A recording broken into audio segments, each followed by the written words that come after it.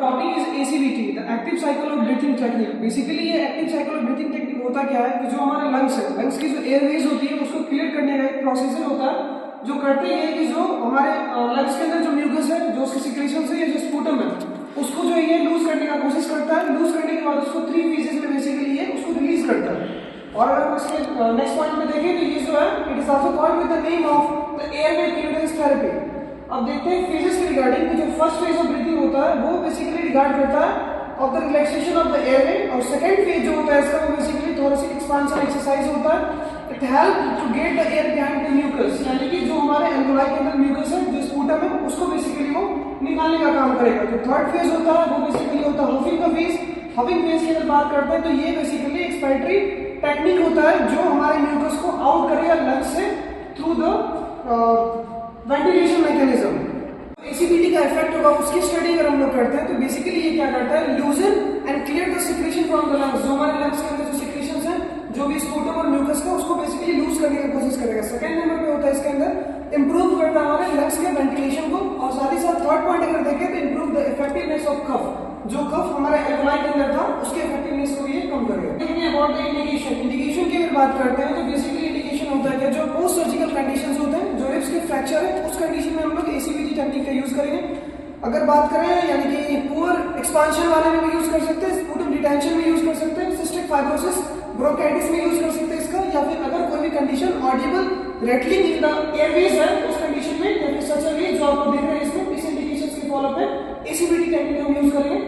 तो कॉन्ट्राइंडिकेशन यानी कि कुछ ऐसे कंडीशन है जिसके अंदर हम लोग ACBT टेक्निक का यूज नहीं करेंगे। उसके अंदर अगर देखिए patient not responding spontaneous breathing, यानी कि अगर पेशेंट कॉन्शियस नहीं है या फिर स्पॉन्टेनियस ब्रीथिंग नहीं कर पा रहा तो उस कंडीशन में हम लोग ACBT टेक्निक यूज नहीं करेंगे। या पेशेंट अगर देखते हैं दूसरा unconscious, same as that of patient, यानी कह सकते हैं एनेस्थेटिक कंडीशन में, या फिर पेशेंट अगर प्रॉपर वे में हमारे वर्ड्स के रिप्लाई नहीं दे पा रहा उस कंडीशन में से यूज नहीं करेंगे। Third one is about the patient who are unable to follow the instructions, यानी कि जो हमारे इंस्ट्रक्शंस को फॉलो नहीं कर पा रहे, इसके अंदर मेंटली रिटार्डेड पेशेंट भी होते हैं, या फिर अगर पैरालाइज्ड पेशेंट होते हैं तो वो भी होता है। या फिर अगर बात करते हैं एजिटेड और कंफ्यूज्ड, यानी कि जिस पीपल का एज थोड़ा ज्यादा हो गया या कोई पीपल अगर कंफ्यूज रहता है बहुत ज्यादा, तो उस कंडीशंस के अंदर क्या होगा, वो प्रॉपर ACBT टेक्निक को फॉलो नहीं कर पाएगा, उसके म्यूकस प्रॉपर वे में आउट नहीं होगा, एयरवे क्लियरेंस नहीं होगा, तो उस कंडीशन के अंदर हम लोग इसको यूज नहीं करेंगे। आफ्टर इंडिकेशन एंड कॉन्ट्राइंडिकेशन, उसके बाद हम लोग देखते हैं कि जो ACBT टेक्निक होता है उसको हम लोग फॉलो कैसे करते हैं।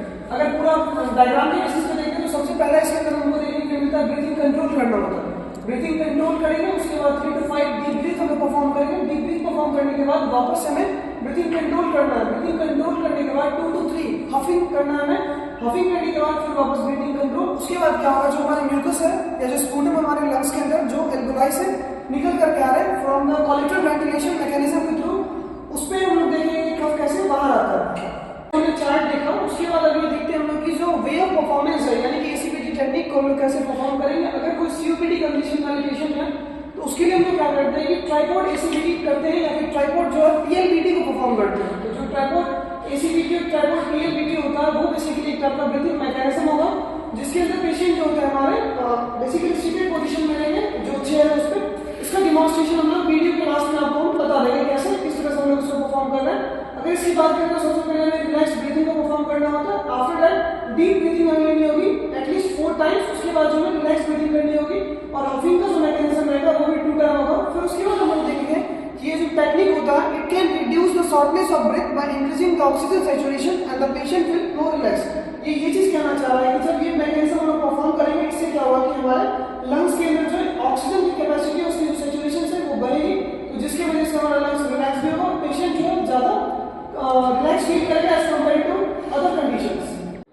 इससे पहले हमने देखा कि जो ट्राइपॉड ACBT वाला टेक्निक था उसके बेसिस पे हम लोग थोड़ा सा देखेंगे। मॉडिफिकेशन ये रहेगा कि ट्राइपॉड PLBT एक्सरसाइज, इसमें बस बेसिकली कुछ नहीं है ज्यादा सर, बस कॉम्बिनेशन है ऐसा कि जिस तरह से हमने उसमें रिलैक्स मैकेनिज्म को फॉलो किया, हफिंग मैकेनिज्म जो थी हमारी उस चीज को हमने फॉलो किया, और कफ में डीप ब्रीथिंग करनी है, कफ को आउट करने के लिए COPD कंडीशन सेम रहेगा। बस इसमें करना क्या है कि हमें एडिशनल एक ऐड करना पड़ेगा। It is about the purse lip breathing, इसको बोलते हैं हम लोग PLBT। पर्स लिप ब्रीथिंग की बात करते हैं basically the breathing technique that involve the exhaling slowly through slightly paused lips and creating the resistance and helping the control of Airways and air flow. इसमें क्या होगा कि जब हम लोग पर्स ब्रीथिंग को परफॉर्म करेंगे तो इजी वे में पेशेंट जो है अपना एयर को आउट कर सकता है, जिस एयर को आउट करने के बाद वो नॉर्मल पेशेंट की तरह जो अपने कफ को बाहर निकाल पाएंगे। ये जो एक्सरसाइज हम लोग एसीबीटी का परफॉर्म करना है वो कैसे परफॉर्म करेंगे, इसमें सबसे बेसिकली ये रहेगा कि पेशेंट को हमें बैठाना पड़ेगा चेयर पे। उसके बाद मेरा जो मेन मोटिव रहेगा वो हमारा मेन मोटिव रहेगा कि किस तरह से ये वर्क करता है। हम तो वो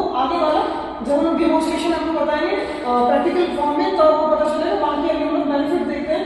बेनिफिट की बात करते हैं तो बेसिकली रिड्यूस करेगा शॉर्टनेस ऑफ ब्रेथ, यानी कि जो हमारी ब्रेथ होती है उसके शॉर्टनेस जो भी एयर फ्लोस कम है उसको कम करने की कोशिश करेगा। सेकेंड नंबर पे इसके अंदर हमको देखने के लिए मिलेगा इम्प्रूव द ऑक्सीजन सैचुरेशन, यानी कि कितनी कंसंट्रेशन होनी चाहिए हमारे लंग्स के अंदर ऑक्सीजन की और कितने लेवल पे ऑक्सीजन और कितने ऑक्सीजन कंटेंट हमारे ब्लड के फ्लो में रहने चाहिए उसको कंट्रोल करने की कोशिश करेंगे। Third is about the maintenance of airway clearance. अब हम लोग देखेंगे जो एयरवे क्लियरेंस है वो सबसे इंपॉर्टेंट टॉपिक में डिस्कस करेंगे, क्योंकि एल्कोलाई के अंदर जो है जो कोलेटरल वेंटिलेशन है, कोलेटरल वेंटिलेशन के अंदर हमें देखना पड़ेगा कि किस तरह से हम लोग मैनेज करेंगे और क्लियर करेंगे अपने एयरवेज को। एंड ये है कि जो फिजियोलॉजिकल इंपैक्ट है एसीबीटी का वो किस तरह से काम करता है। अगर फिजियोलॉजिकल इंपैक्ट देखने की कोशिश करें तो एसीबीटी ये कहना ये चाह रहा है कि एसीबीटी टेक्निक जो है किस तरह से इंपैक्ट करेगा हमारे और फैसिलिटेट करेगा हमारे कोलेटरल वेंटिलेशन को। कोलेटरल वेंटिलेशन की अगर हम बात करते हैं तो जो कोलेटरल वेंटिलेशन हमारा बेसिकली ये होता है कि जो हमारे लंग्स के अंदर जो एयरवे फ्लो कर रही है, यानी कि एक एल्वोलाई से दूसरे एल्वोलाई की तरफ जो कनेक्शन बन रहे हैं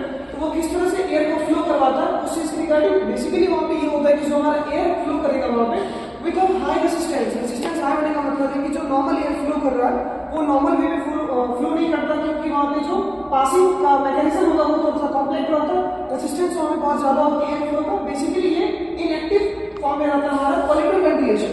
अब ये मैकेनिज्म वर्क कैसे करता है, अगर कोलेटरल की बात करें तो इसके अंदर हमें जो है तीन टाइप के चैनल्स देखने के लिए मिलते हैं। First one is the interbronchial channel of Martin, second one is the bronchial alveolar channel of लैवॉर्ड and third one is about the alveolar pores of Kohn. तो ये बेसिकली ये बता रहे हैं हमें कि किस तरह से एयर जो हमारे ब्रोंकियल से फ्लो करके हमारे एल्वोलाई के अंदर आता है। बेसिकली जो ये आपको यहाँ पे दिख रहा है ये हमारे एल्वोलाई के बारे में बताया जा रहा है। यहाँ पे जो ये एयर फ्लो कर रहा है, ये एयर फ्लो कर रहा है हमें हाई रेजिस्टेंस जो बेसिकली हमारे अंदर इनएक्टिव फॉर्म में आता है।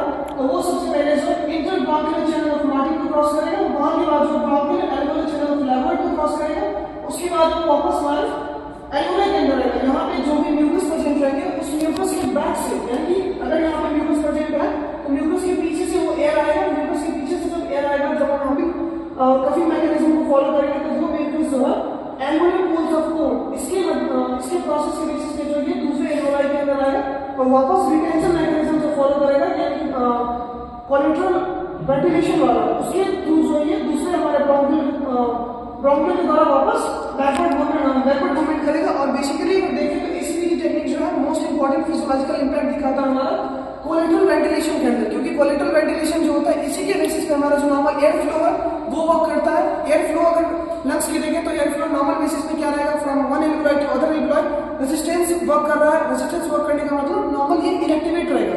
अगर इसको एक्टिवेट करना है तो ये नॉर्मल पेशेंट के अंदर तो हमें देखने के लिए नहीं मिलेगा। और कोलेटरल वेंटिलेशन रियल वे में देखें तो वो हमें बेसिकली सीओपीडी के पेशेंट के अंदर देख सकता है, या फिर जो सिस्टिक फाइब्रोसिस वाले पेशेंट है उसके अंदर ये देखने के लिए मिलेगा। बट एसीबीटी और पीएलवीटी टेक्निक की मदद से हम लोग इस पेशेंट को जो रिलीफ करने की कोशिश करेंगे। अभी हम लोग वो आपको प्रैक्टिकल वे में बताते हैं। ये जितनी भी हमने स्टडी को परफॉर्म किया इसके रेफरेंसेस हम लोग देखेंगे। रेफरेंसेस की बात करें तो आप इस बेसिस पे इफेक्टिव